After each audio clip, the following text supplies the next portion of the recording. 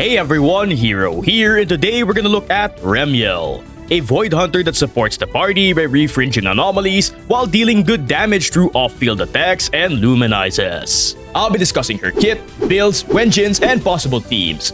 Just as a quick disclaimer though, the footage and information that will be shown is from the Creator Experience server, so things can still change when her banner drops. Now let's first look at Remielle's exclusive element, Lumiflux.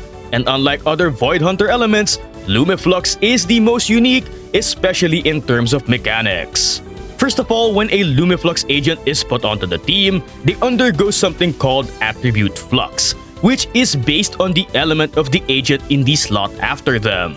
Essentially, this makes it so that any Lumiflux damage dealt by Remielle is also considered as the fluxed element. This allows her non-Luminize damage to benefit from elemental damage percent bonuses corresponding to the fluxed element like slot 5 main stats, 2-piece effects, and more. But you don't actually want to use any of these on Remi, but I'll talk more about why later. And yes, this also means she can trigger effects with specific elemental damage requirements like those from engines and drive discs as long as she is paired with appropriate teammates. It's also a good time to mention that because of this, currently there isn't any Lumiflux damage percent bonuses in the game, whether it's from drive discs, slot 5s, or Remielle's Mindscapes. Moving on, unlike other elements, Lumiflux cannot actually build anomalies, meaning on its own, it cannot trigger disorders, vortexes, or ablooms.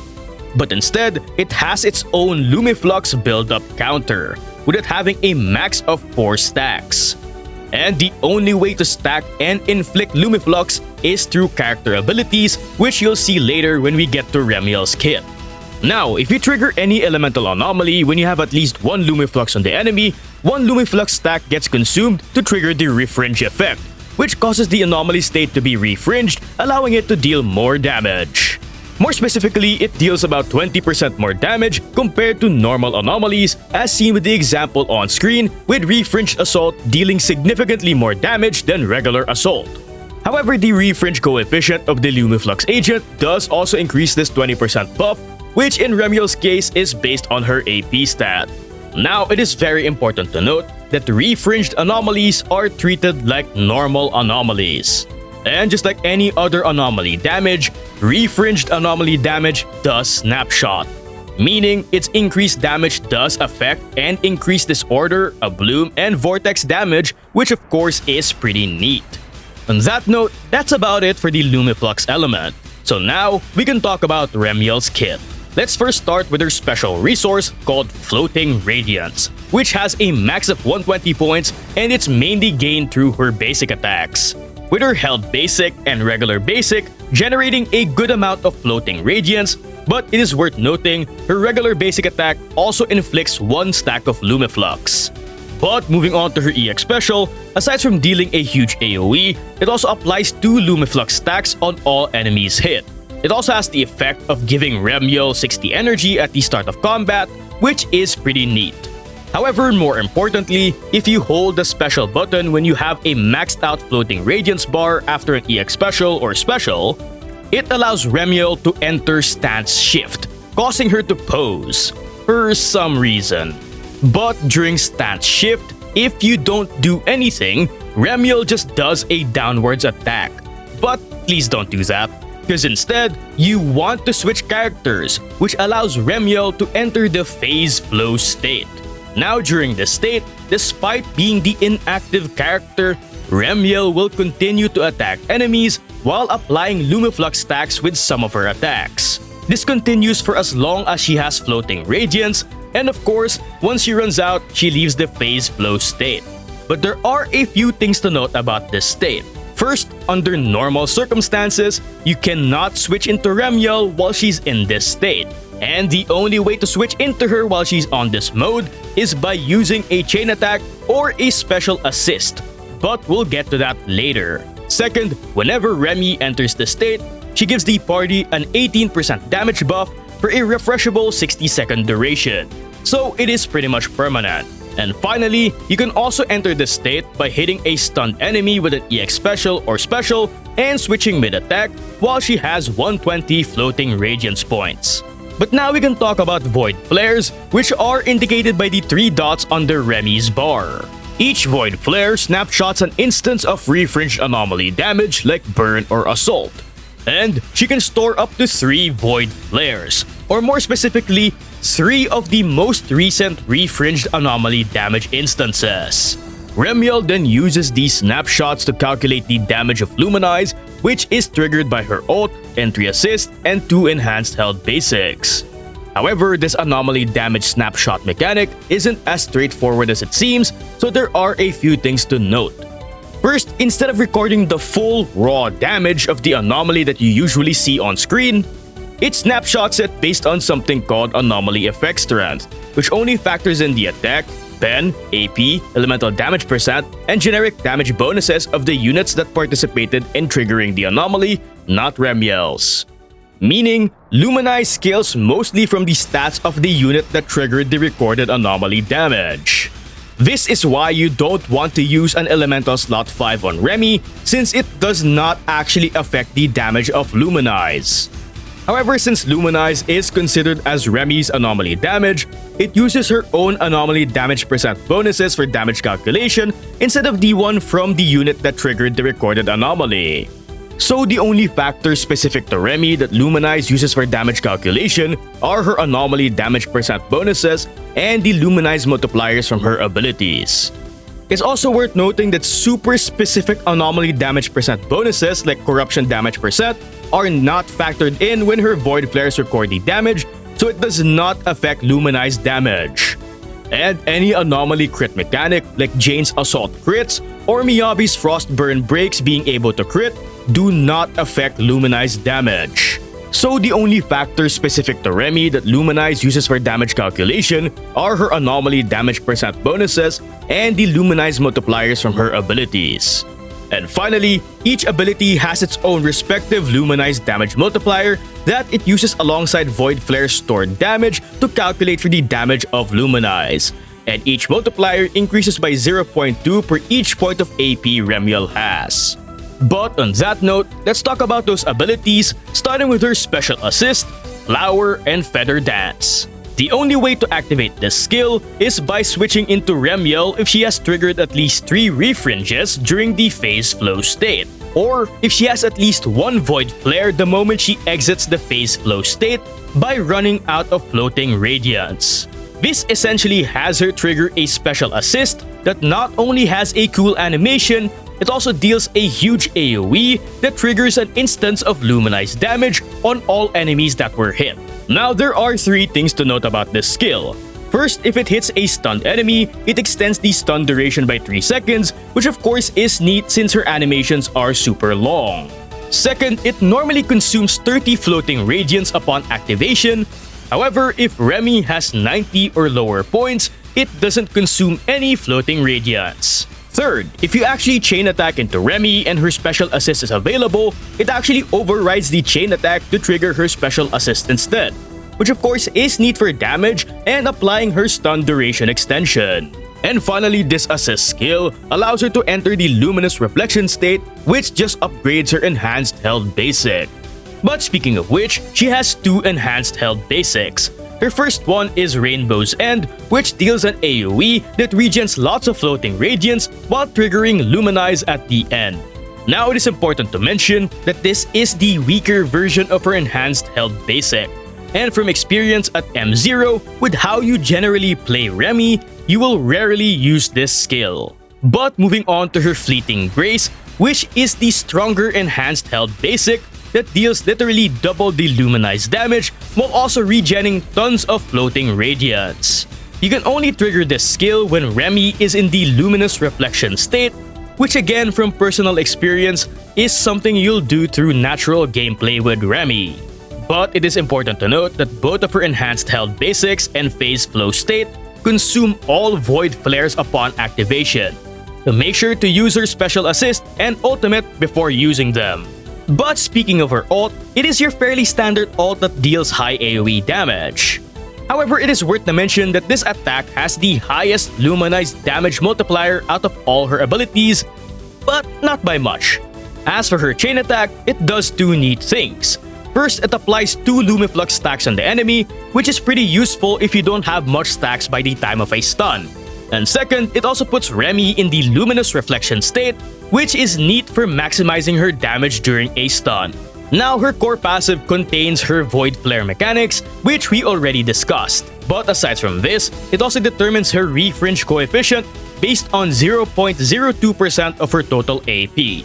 And finally, for her additional ability, which does need an Anomaly or same faction unit.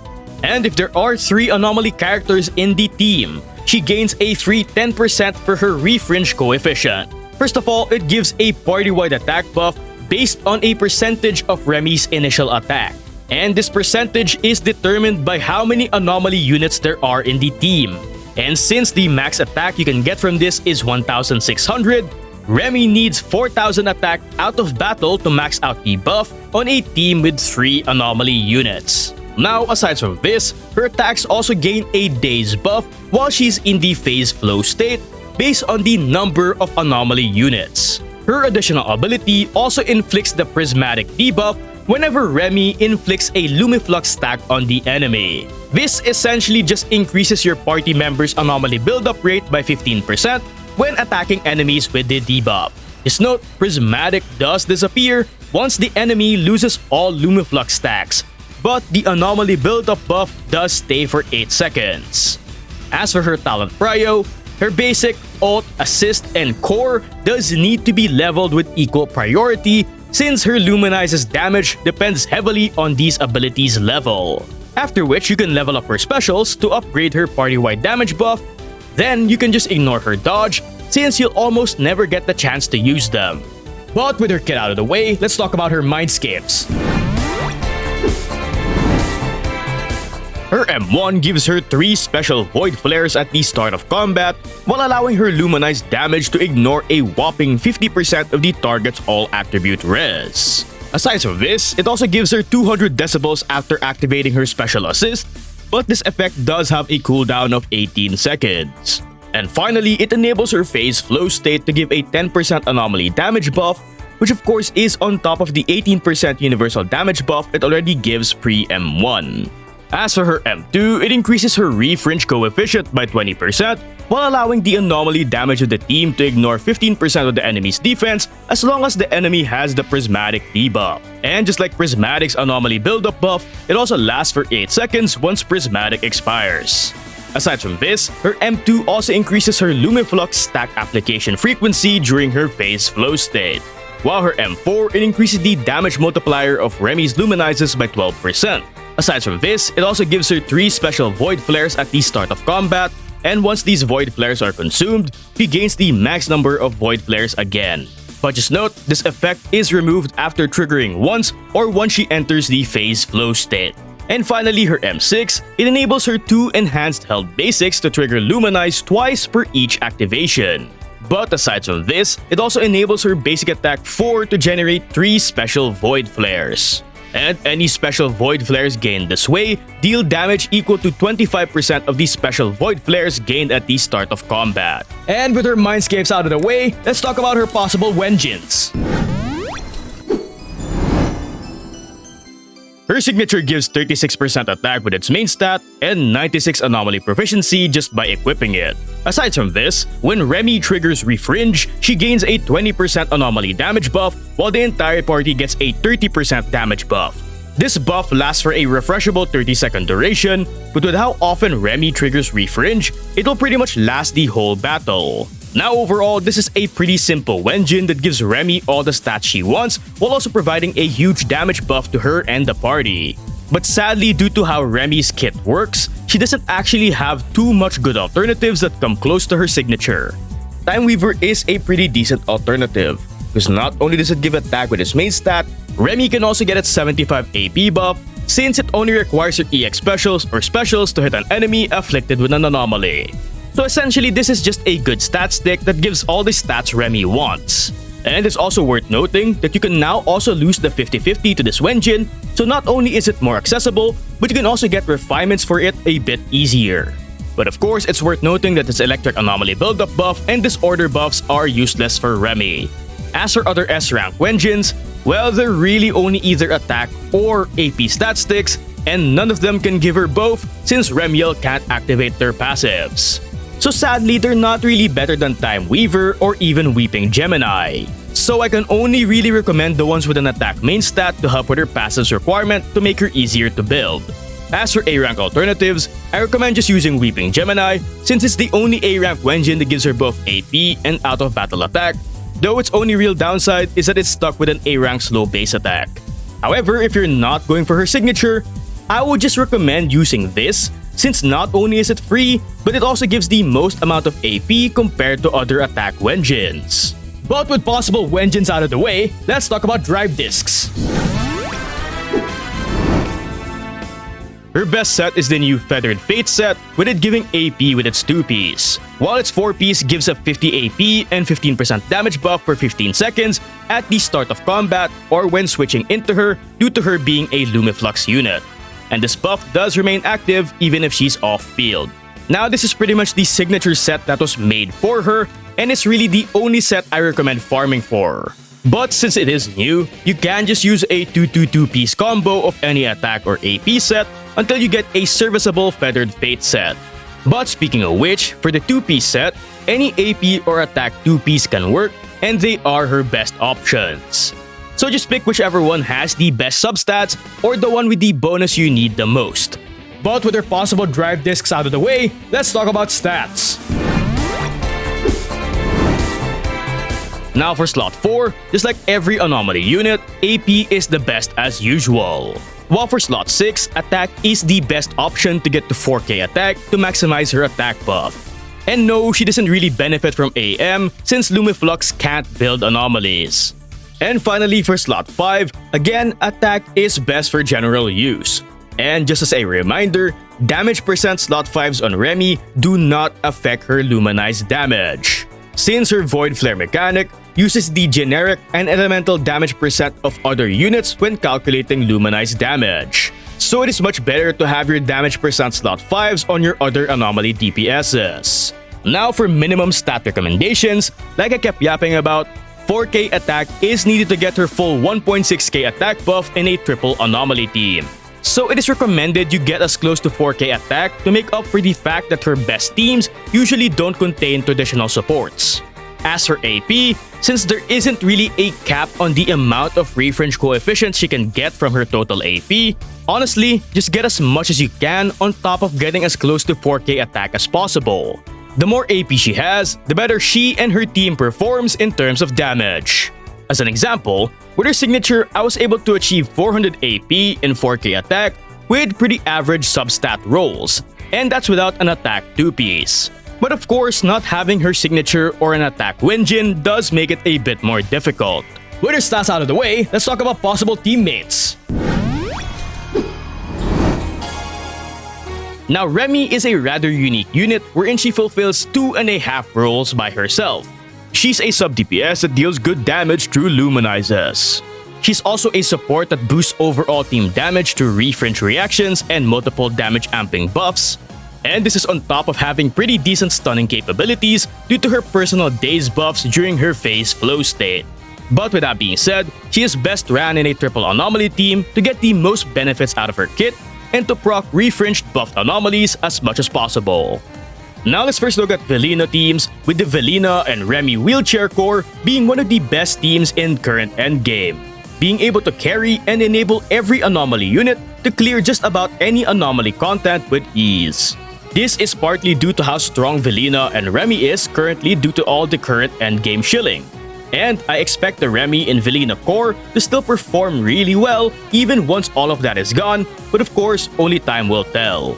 But this is mostly due to how broken the combo of Windswept and Remi is, allowing you to spam a ton of super buffed vortexes and refringed Windsweeps.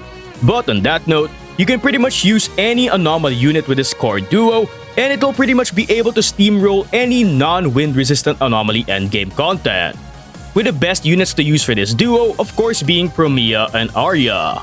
Bernice is also really good and has the potential to outperform both of them, since she was already one of the top scoring partners for Velina even before the introduction of Remi. Remi just allows her to perform even better for the team through stronger burn vortexes. But of course, like I said earlier, any Anomaly unit can work for the third slot in the team. You can use Piper, Jane, Alice, Grace, Yanagi, Vivian, and more, and the team should be able to perform pretty well. And you can also run MIyabi in the team if you want to run a double Void Hunter team just for sheer aura alone. But if you want to do so, she'll need an AP and AM build in order to spam vortexes and deal consistent damage without the presence of disorders. But of course, this team will perform much better if you also have MIyabi's M2, since she becomes way less reliant on disorders for her charge attacks. Now, you can also technically run Remi in the standard crit MIyabi disorder team, however it's actually pretty clunky and far from optimal when it comes to damage. And generally, they performed worse compared to any of the other teams I tried. The main reason for this is that with a crit MIyabi, Remi doesn't actually benefit from the crit stats you normally would give MIyabi. Because like I said in the kit section, despite MIyabi's Frostburn Break anomalies being able to crit, her Voidflares does not actually factor this in when recording Frostburn's damage for Luminize's damage calculation. Meaning, running Remi in the usual crit MIyabi disorder team causes her Luminize to deal significantly less damage from Frostburn. And in my honest opinion, if you want a comfier time playing MIyabi in her intended playstyle, I highly suggest us using Yasuha instead of Remi, since not only does she help MIyabi proc more disorders, he also enables you to still use non-Gongyu in the team, and from experience, the non-Gongyu Yasuha core has an easier time getting higher scores for MIyabi than any Remi team with MIyabi outside of the team with Remi and Velina. Now, you can also use Remi with Yanagi and a flex third slot for a quick swap disorder team with quick swap friendly or low field time anomaly units being preferred.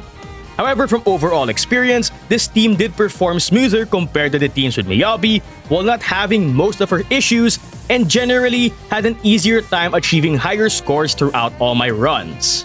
But the thing is, if you're like me who loses 50-50s on a regular, you can now lose your 50-50 to Yanagi and her Wenjin.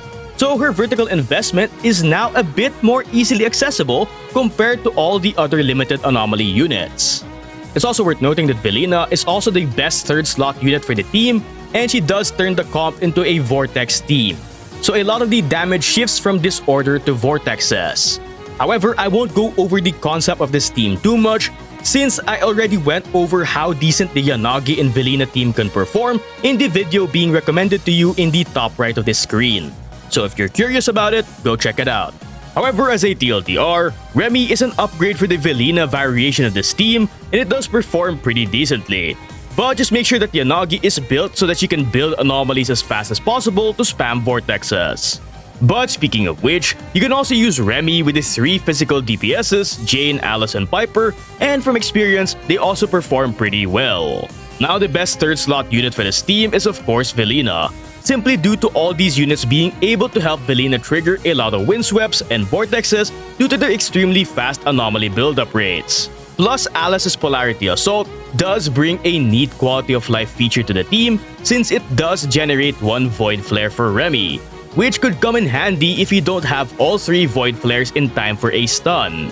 While Piper, of course, is your budget option for Remi teams, and she surprisingly performed pretty well despite being a pretty old 4-star, as seen with these scores in the side of the screen. However, it is worth reiterating that similar to MIyabi's Frostburn Break crits, Jane's Assault crit mechanic does not affect Remi's Luminize damage. Because like I said in the kit section, her Void Flares simply do not factor in anomaly crit stats to calculate Luminize's damage. So the bonus assault crit damage Jane gets from her potential unlock buffs and her Mindscapes only strengthen her personal damage or the damage of vortexes, disorders, or a second physical anomaly unit when running in an M2 Jane. And if you do end up getting her M2, you do have the option of running the duo physical team with Alice for a really strong team. But of course, this setup does also prefer some vertical investment on Alice. However, on a minimum, all it needs is Jane M2 to perform pretty well. But moving on to one of the best possible units you can run with Remi, which of course is Aria, with the best third slot again being Velina, which at this point is not that surprising. And the only thing is, one may think you generate less fandom powers and less ablooms for Aria due to the lack of both Suna and a stunner for the team. However, due to the high days that both Remi and Velina deals, you can actually stun the enemy often enough to make it seem like you're running a stunner. which of course not only allows Aria to proc her blooms more consistently, but it also allows you to take advantage of her bonus damage during stuns more often. Plus, the team also does give Aria quite a bit of field time so she can generate more fandom power for even more blooms. Overall, it's a really great team that can easily decimate endgame content while achieving extremely high scores. This is on top of it also being extremely easy to play and generally one of the more comfy Remi comps to run. I would go as far as saying that this is now one of Aria's best teams, and it can even outperform her AOD team for some content, especially Wind Week stages. And it is one of the best teams you can currently run in endgame. But just note, Remi and Aria can fight for field time during a stun due to Remi's long animations. So as much as possible, make sure to proc Aria's ult right before a stun so that it triggers it instead of proccing it during the stun to prevent wasting your stun time. Now, if you don't have Velina, Aria can still perform and score well with units like Bernice, Yanagi, Alice, and even Promeia. However, it does become harder to manage Aria's resources for blooms when running the last three, especially Promeia. But speaking of which, Promeia is another one of the best Anomaly units you can run with Remi. And again, the best third slot unit for the team is Velina. With Remi of course super buffing all of Promeia's blooms through refringed ice anomalies, on top of her also being able to deal a ton of Luminize damage.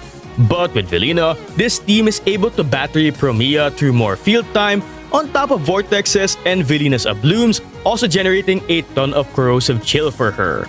Plus, it also allows her to take advantage of a lot of stuns for more damage. Now, if you don't have Velina, you can use an bloom unit as a replacement to capitalize on Promeia's bloom defignore, with Aria, Vivian, and Bernice being pretty good choices, with Vivian being able to provide the best results among the three. But any of these three should be able to help you get more Promeia blooms through disorders and their personal bloom procs. On a similar vein, you could also use Yanagi or Alice for the third slot for a pretty fun quick swap disorder comp that performed pretty well, while still being able to give Promeia a decent amount of blooms through disorders, with Alice of course also being pretty good for generating Remi's Voidflares. However, just like with the Aria team, I did encounter the issue wherein Promeia and Remielle does fight for field time during the stun, again due to Remi's long animations. And the issue is just as bad with this team, since proccing all of Promeia's blooms also takes a pretty long time, especially if you ult with both Promeia and Remielle. However, this is no deal breaker by any means, it just means field time management during a stun is much harder compared to other teams. But this issue does get eliminated with practice and learning proper optimal stun rotations, and I highly suggest just using Promeia's ult outside of the stun instead. But aside from that, there's not really too much to say about the team, since it performs so well in the current endgame that you can consider this to be one of the best teams you can currently run for any ice or wind stages. And that's about it. Personally, I'm definitely gonna be rolling for Remi since I've been waiting for her ever since that first trailer came out. Plus, look at her dark outfit, it's so aesthetically pleasing. But anyway, make sure to tell me what you think about her in the comments below, and don't forget to hit me with a like and a sub.